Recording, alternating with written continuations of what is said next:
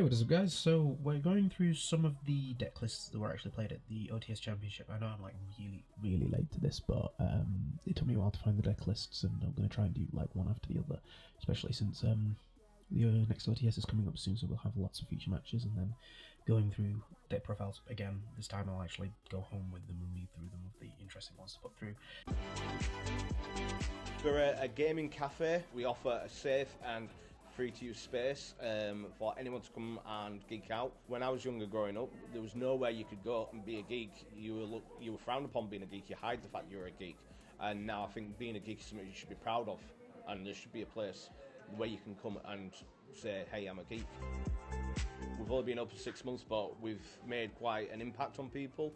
We have people who come in who wouldn't have dared speak to anyone, and now they're coming in and they are thriving in our certain groups, winning competitions, making friends, and just all right, coming out of their shells.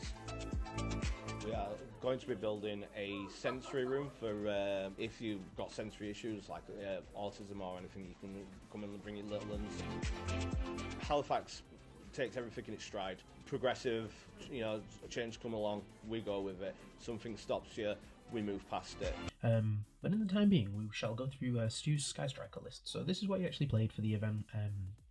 Can't actually remember the position that he came in. I just remember that there was a few times where you activate Sky Striker cards while you have a Ray and a Rose on the field. That's all I remember Stu.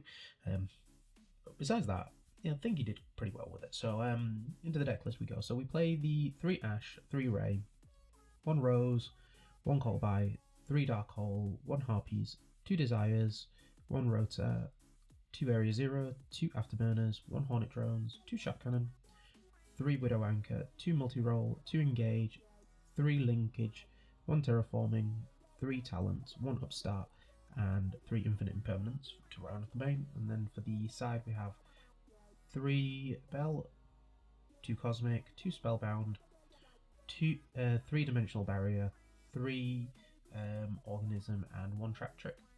And then for the extra we have the 1 Zeus, the 1 Access Code, 1 Dark Charmer, 1 Phoenix, 1 Azalea, 3 Hayate, 3 Kagari, 1 Kaina, 3 Shizuku, and 1 Zeke. So looking at it as a person that has played Sky Striker before, there are a few things that I think need to be changed in this. Like one thing that completely jumps out to me at the start of it is the Trap Trick.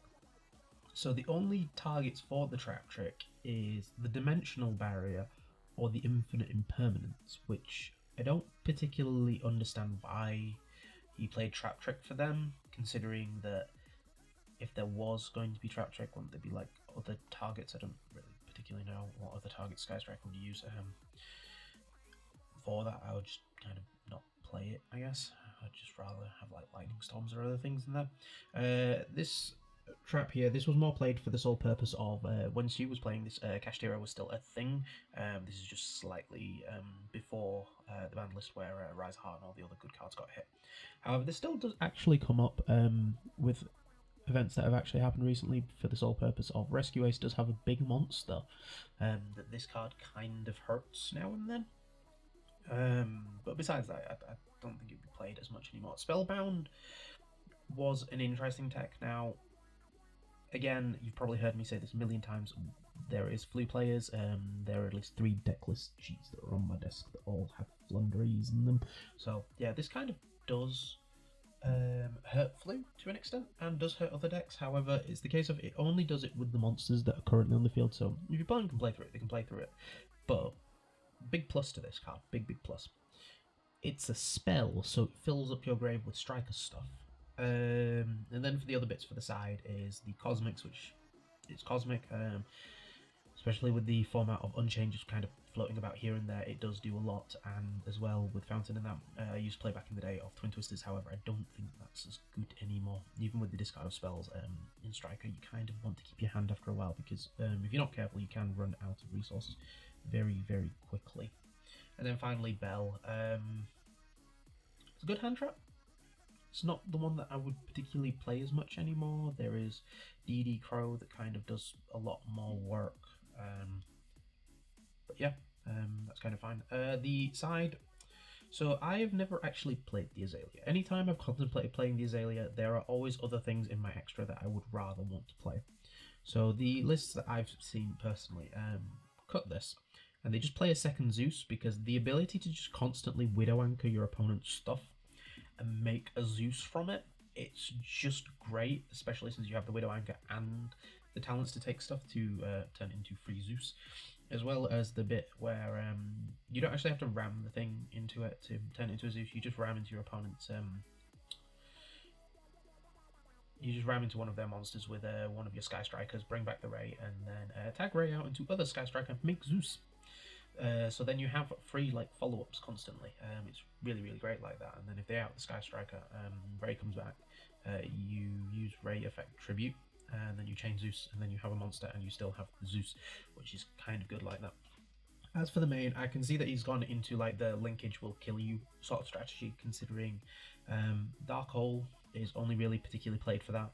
I can see why he probably played Dark Hole over Regeki, because if you're given random stuff, you don't really want it. Fair enough, you can link it off with the Zeke and the Azalea and the other link twos. However, just getting rid of it is okay. You could play the Regeki over it, but I can see his reasoning behind the Dark Holes over it. As for the other things in the main, there are what I would say is a very high count of strikers, because Shark Cannon is one where a lot of Sky Striker players, including myself, have thought whether it's needed or not for the deck. Personally, I don't see it as needed as much, especially with even with Unchained going around the format. The only thing that you really pick from the grave is the Shavara, which it doesn't really matter all too much. I would rather have a free access to Eagle Booster, which kind of just turns my thing into a temporary towers, as well as prevents it being destroyed by battle if I have enough spells in the grave, which does actually come up quite often. I actually took out the Shark Cannons for the 2 Eagle Boosters because those I just felt were a lot better.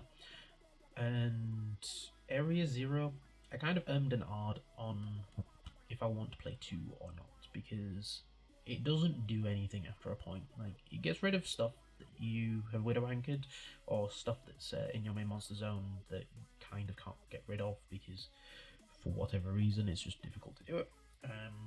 But it doesn't do anything on its own, and it's kind of, you're hoping that it hits good stuff. It's very good with the multi-roll and other things, but on its own it doesn't do as much. Double afterburners, yes, definitely. We don't play jamming waves because it's not the format for jamming waves. If back row came back more, like Labyrinth or things like that, maybe jamming waves could come back, but for now, 2 afterburners is definitely the thing. And yeah, that's really all I could say about the deck. The only things that I would probably change is I'd have a couple more man traps in the main, and Hemp is actually becoming a card that is very good, that I've come to realise, because it's a searchable kaiju, and in this format, kaijus actually can do quite a bit. Searching for, fair enough, you need to actually have a Sky Striker monster on the field, so you already need to have access to your board. But if my opponent's playing Pearly, and I've normal my Ray and made no, I've normal my Ray and gone into Ray plays, the Noir is not going to out the Ray or the links that are summoned from it, because that would be a bad play. But then it just leaves them open to, I can just kaiju you at any point and it doesn't matter. Fair enough, Hemp is kind of meh, and you could play other kaijus over it, but this is a searchable kaiju, and because you're playing Sky Striker, you have constant access to it. Fair enough, we don't play the version that plays Hercules base anymore because Hercules base is garbage. But one kaiju is all that it takes sometimes, and you can just get free wins from it. And the final sort of summing up of this is the fact that I think overall it does what it's supposed to do. Fair enough, not particularly how I'd pilot it personally, but I can see his thought process behind it, and it would be better probably if there can only be one maybe in the side instead of the organism prison thing, because fair enough, you're locked into stuff from your extra deck, you can't make more Sky Striker stuff, but it hurts your opponent, and anytime you want to activate access your extra deck, you just ram the monster, bring back Ray, and then continue from there. So